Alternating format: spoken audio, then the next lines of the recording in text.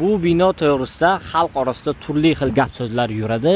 Go'yoki bu bino Amir Temurning ishratxonasi bo'lganligi, bundan tashqari bu joyning yer osti qismida Registonga, Ko'ksaroyga hamda Shohizindaga olib boruvchi maxfiy yo'l borligi haqidagi gaplar yuradi. Keling, biz siz bilan qisqa bu joyni obzor qilgan holda bu ma'lumot rost yoki yolg'on ekanligiga nuqta qo'yaylik.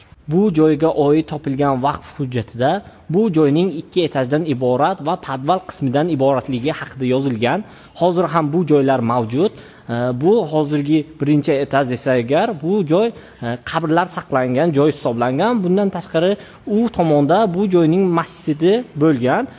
Bu joy to'g'risida boyagi gaplarni hammasi noto'g'ri hisoblanadi. Ya'ni bu joyni ishratxona deganlar katta xato qiladi.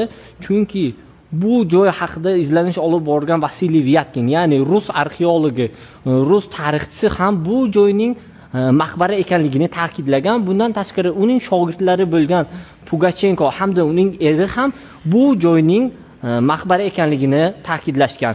Hech bir rus arxeologi, rus tarixchisi bo'lsa, yo'inki Amir Temurga qanchalik nafrat bo'lmasa ham bu joyni hech birlari ularning ishratxona deb aytmagan. Chunki bunaqa dalilni o'zi mavjud emas. Bu shunchaki xalq orasida yurgan gap so'zlar hisoblanadi. Shuning uchun har xil gap so'zlarga aldanib qolmanglar.